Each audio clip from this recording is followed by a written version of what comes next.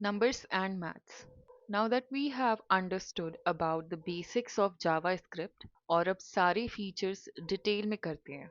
In this lesson, we are going to cover numbers and maths. So let's take a very simple example to understand this. Suppose हम एक shop में गए और हमने shopkeeper को बोला कि भैया मुझे एक रिन बार और एक मस्टर्ड यानी सरसों के तेल की बोतल दे दो. शॉपकीपर ने मेरे सामने बॉटल और रिन बार लेकर रखा और फिर वो कैलकुलेट करने लगा टोटल कॉस्ट. उसने मुझे बताया कि रिन बार की कॉस्ट 45 रुपीज है और मस्टर्ड ऑयल की बॉटल 109 रुपए की है. देन आई आस्क्ड कि टोटल कितना हुआ. तो उसने कैलकुलेट किया कुछ इस तरह 45 प्लस 109 एंड एंटर और उसको आंसर मिला 154.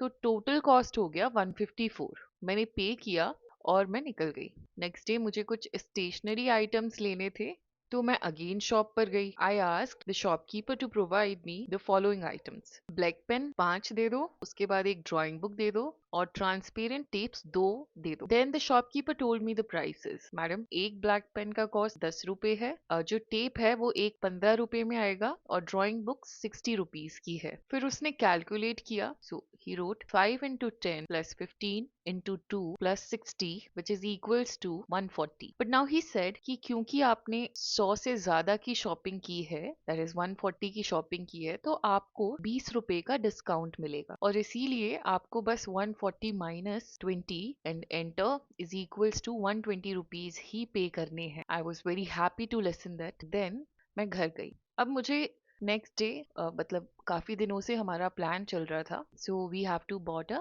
Washing machine, we have to buy a washing machine as well. Washing machine पर लिखा था MRP 15,000 एंड 10% ऑफ. तो इस बार हमने खुद कैलकुलेट करने का सोचा तो शॉपकीपर ने बताया कि 18% GST भी लगता है बाद में. All right. तो इनिशियल कॉस्ट थी 15,000, इस पर 10% का ऑफ मतलब पहले हम 1500 का 10% निकाल लेते हैं फिर उसको सब्ट्रैक्ट कर देंगे. सो 15,000 का 10% हो गया 15,000 इंटू 10 डिवाइडेड बाई 100. इससे हमें पता चला कि 15,000 का 10% होता है 1500. उसके बाद मैंने 15,000 में से 1500 सब्ट्रैक्ट कर दिए which is equals to 13,500. Then मुझे इस टोटल प्राइस में से 18% दैट इज 18% GST भी पे करना था. सो 13,500 into 18 divided by 100 which is equals to 2430, right? सो 2,430 रुपए का GST भी पे करना है. सो टोटल कॉस्ट हो गया 13,500 plus 2,430 which is equals to 15,930 और मैंने शॉपकीपर को ये अमाउंट पे कर दिया. तो इस एग्जाम्पल को यूज करने के बाद हम समझ गए कि मेनली 4 टाइप के मैथमेटिकल ऑपरेटर्स होते हैं plus minus division multiplication. Let us now understand some weird behaviour of JavaScript. So in programming there are mainly two types of numbers. First one is integer like 2, 3, -9, -3. They don't have decimals in them. Point नहीं होता है उनमें. और दूसरी category है floating points या floats की. इसमें आपके numbers में decimal होता है जैसे 23.45, 67.3 etc. एंड कंप्यूटर इन दोनों नंबर्स को डिफरेंट तरीके से प्रोसेस करता है और ऑपरेट भी डिफरेंट तरीके से करता है. तो for example 0.1 plus 0.2 and hit enter.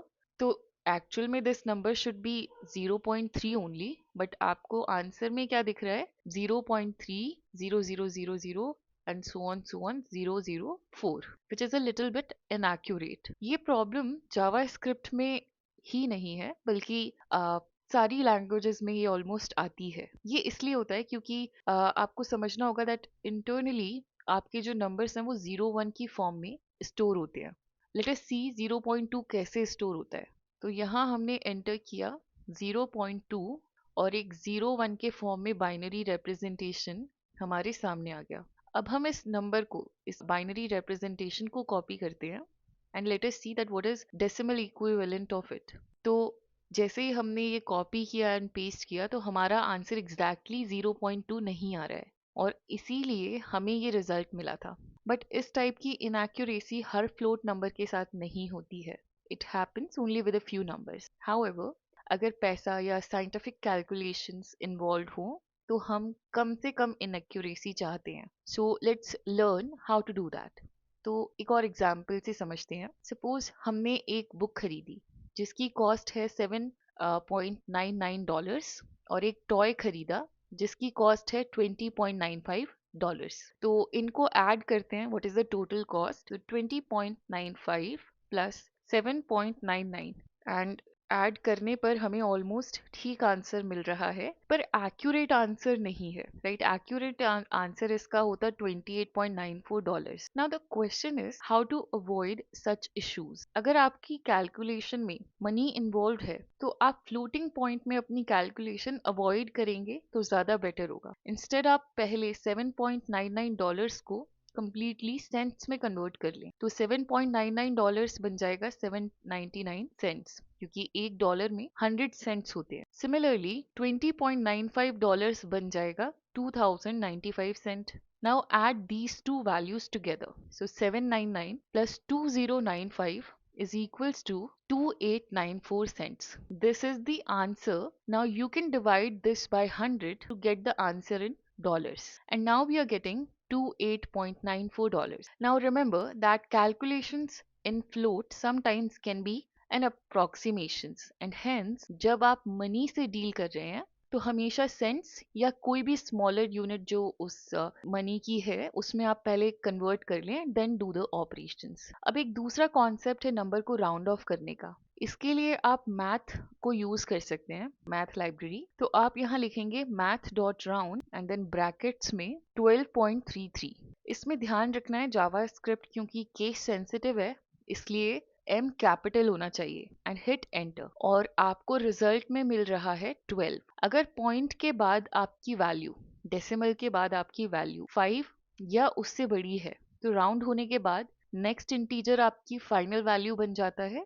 Otherwise 5 से अगर छोटी है तो previous value will be your value. That is math dot round 12.56 is equals to 13 क्योंकि वैल्यू 5 से बड़ी थी पॉइंट के बाद. Now our previous example 799 plus 2095 is equals to 2894 cents is equals to $2894. Suppose we have to calculate a tax of 18% on this, then the answer will be 28.94 into 18 divided by 100 which is equals to 5.2092. But हमें answer सिर्फ 2 digits में चाहिए decimal के बाद, इसलिए हम dollars में convert करने से पहले टैक्स कैलकुलेट कर लेंगे. दैट इज 2894 के ऊपर 18% टैक्स हो जाएगा 520.92.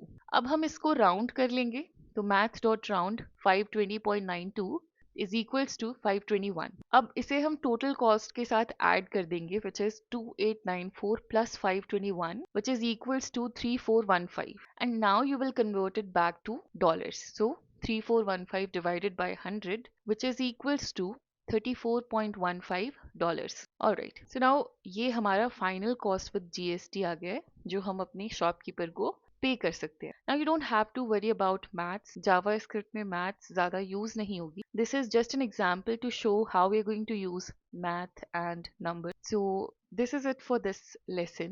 Now obviously you may want to learn more about maths and numbers in JavaScript. So you can always visit MDN, right?